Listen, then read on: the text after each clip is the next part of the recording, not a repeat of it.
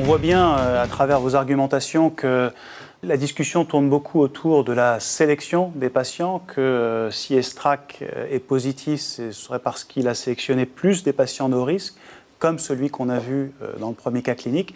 Alors j'aimerais donc poursuivre le débat rapidement en vous présentant un autre cas, le cas d'une femme de 52 ans chez qui on a découvert une petite tumeur de 5 cm du pôle supérieur du rein. On lui a fait une néphrectomie partielle et il s'agit d'un carcinome à cellules claires classé PT3A parce qu'il y a juste un minime envahissement de la graisse périrénale sur 2 mm. Voilà.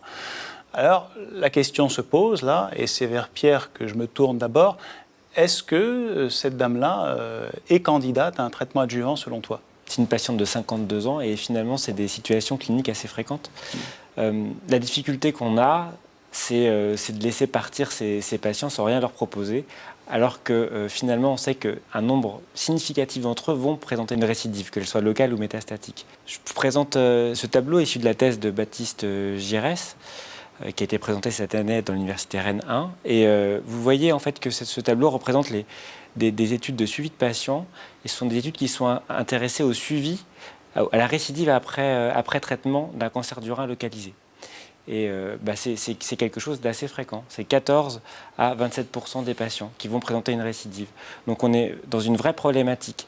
Malheureusement, on ne va pas régler le problème définitivement en enlevant uniquement la tumeur chez un bon nombre de patients. Je me base sur des preuves. C'est une patiente qui est à haut risque de récidive. Elle a un T3A. Même si c'est microscopique, on peut imaginer que la tumeur a un phénotype qui lui permet d'envahir la graisse. Donc c'est une tumeur agressive. Et cette patiente, elle répond parfaitement aux critères d'inclusion de ESTRAC. Elle a un T3A. Elle n'est pas symptomatique. Elle n'a pas de métastase. Elle n'a pas eu de traitement systémique antérieur. Elle a un carcinome rénal à cellules claires. Et c'est une patiente jeune. Donc je pense qu'il faut au moins lui proposer l'étude ou au moins la discuter en RCP. Idir, tu étais contre donner un traitement adjuvant aux patients d'avant. J'imagine que tu es encore plus contre chez cette dame-là. Bien sûr, pas de bénéfice en termes de survie globale. Je ne lui donnerai pas un traitement.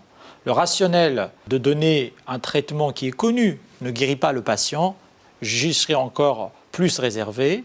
Bien sûr, une toxicité importante, avec un bénéfice, même en survie sans progression, limité. Donc il existe en plus un risque de surtraiter cette patiente, sachant qu'on pourra toujours démarrer un traitement si jamais cette patiente récidive, donc je ne lui donnerai pas un traitement adjuvant. Donc on arrive au terme de ce débat. Alors si on peut résumer, personne n'a tort, personne n'a raison, comme dans la vie, rien n'est tout blanc, rien n'est tout noir, c'est particulièrement vrai en médecine. Je crois qu'il faut prendre un certain nombre de choses au niveau de chaque étude. Alors en faveur du traitement adjuvant, on a quand même un très bel essai randomisé français de surcroît qui montre un bénéfice net en termes de survie sans progression. L'étude se poursuit actuellement pour voir si jamais il y a un bénéfice en survie globale qui va apparaître et le laboratoire a fait une demande d'AMM qui est en cours. Il y a d'autres éléments en défaveur, c'est que pour l'instant aucune des études publiées, qui sont toutes de très belles études, ne montre de gain de survie globale et que le traitement adjuvant n'est recommandé par aucune des sociétés savantes, qu'elles soient nationales ou internationales. Alors, il faut attendre, à mon sens, d'avoir un peu plus de recul. Il y a d'autres essais avec les TKI qui vont bientôt être publiés. On verra s'ils font pencher la balance d'un côté ou de l'autre. Et puis, il faut évidemment se tourner vers l'avenir et on pense tous à l'immunothérapie qui a fait son entrée dans le traitement du cancer du rein métastatique en deuxième ligne avec des résultats et un profil de toxicité qui semble plus favorable que celui des TKI. Il y a des essais actuels adjuvants qui ont commencé et sans doute que dans quelques années, on pourra refaire ce débat à la lumière de ces nouvelles données.